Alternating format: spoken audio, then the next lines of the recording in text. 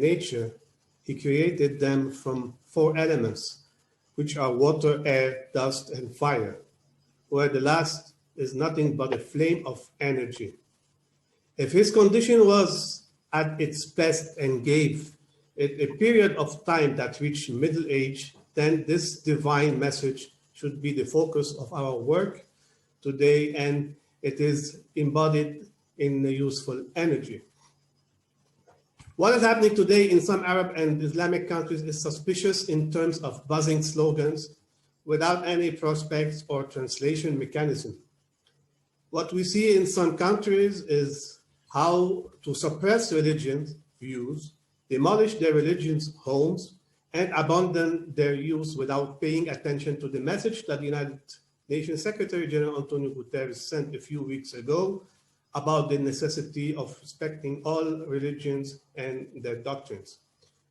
Today, we are facing internal migration because of religious ideas that are not up to the admiration of some, has killing young people and depriving societies of these energies that we rely on to build a better tomorrow become a place of alarm for some intellectual and political currents. How can we build a society based on intellectual unity and reject pluralism, which is the source of wealth for improving the individual performance in society? Thousands of questions revolve around those concerns in order to avoid the pitfalls that we may fall into, and thus we do not accomplish all that we present and our people with in order to develop it in building a better society in which a person lives with absolute dignity without the need to kiss the hands and take the approval of the official who usually takes much more than they give. For so doing, we must list some numbers here to show how important youth consider in number in the continents. First, the universe is home of 2.3 billion children, where 29.3% of the world's population is under the age of 18. 1.8 billion young people between the ages of 10 and 24.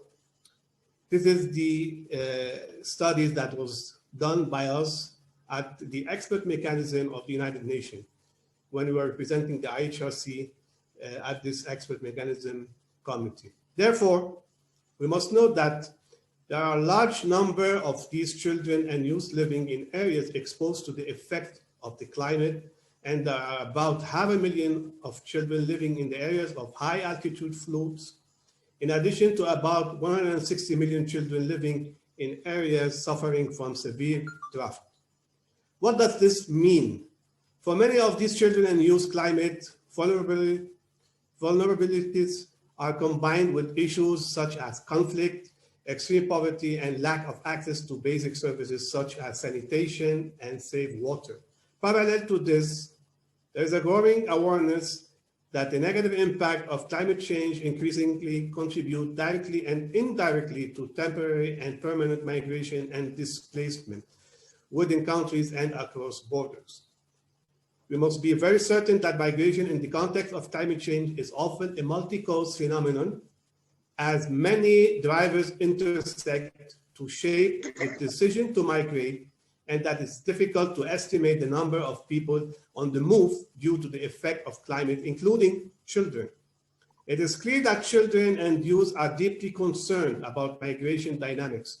With 1 child out of 8 migrants, in addition to this, past migration generate a profound demographic shift, with migrant children being the fastest growing segment of children and youth in a number of high and middle income countries across the world. The relationship between children, climate, and migration remain unexplored, but it is already clear that climate impact add new layers of vulnerability to a large number of children and youth who live and migrate in difficult circumstances. Children and young people are the last responsible for climate change, yet they are among the most vulnerable to its impact. Today's children and youth feel the effect of environmental change, and today's leaders must design policies aimed at minimizing its impact on future generations and suggesting ambitious alternatives. Therefore, What we need in this session is to provide a platform for experts, policy makers, and young people to discuss pertinent questions related to the climate migration displacement nexus, to unpack key concepts and terms related to climate migration and displacement, and to propose a set of actions outlining a future agenda for integrating children's needs and rights into evolving policies, discussion, and future legal framework. I thank you very much.